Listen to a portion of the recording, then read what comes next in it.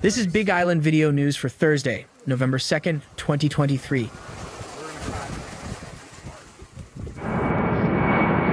A mass tactical jump operation was held earlier this week, which included hundreds of paratroopers filling the sky over Hawaii Island. U.S. Army soldiers assigned to the 2nd Infantry Brigade Combat Team 11th Airborne Division jumped from C-17s at Po'akaloa training area on October 31, 2023. Military officials say the operation is part of the Joint Pacific Multinational Readiness Center, said to be the Army's newest combat training center, which generates readiness in the environments and conditions where U.S. forces are most likely to operate in. The Army says the center includes over 5,000 training participants from across the U.S. Joint Force, New Zealand, the United Kingdom, Indonesia, and Thailand. I feel heavy, but I got it. Okay.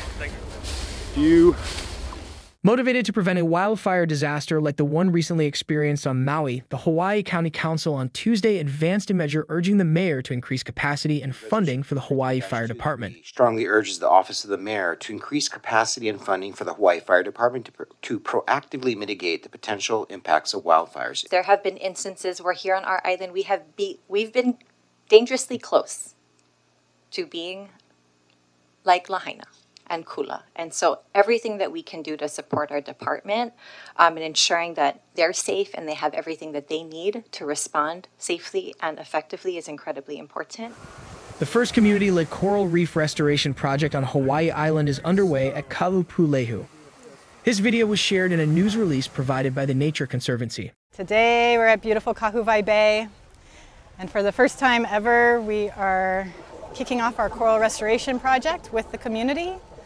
It's incredibly exciting to be able to plant corals with our community partners to restore this beautiful bay to what it once was. So we were out collecting what we call corals of opportunity, which are fragments of coral rolling in the sand that without intervention wouldn't really survive anyway. So we collect them, bring them up to shore and fragment them with specialized saws to help put them in smaller pieces. So we collect them and cut the bottom skeleton piece off so that we can just get the top tissue layer here. And so by cutting them on all sides into this small shape, it helps to accelerate the tissue growth. And once they're fragmented, they'll go back out and get outplanted onto the reef in an array pattern. And by doing that in about a year, because corals grow 1 to 2 centimeters a year, all of those fragments together will have fused and we'll have about a 12 centimeter diameter coral colony.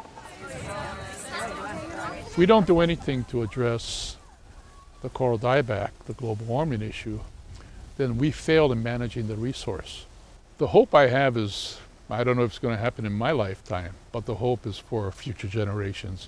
And everything that we do, KMLFC, the Kupuna, all the families that are involved here, we're doing it for the next generation or the multiple generations in the future.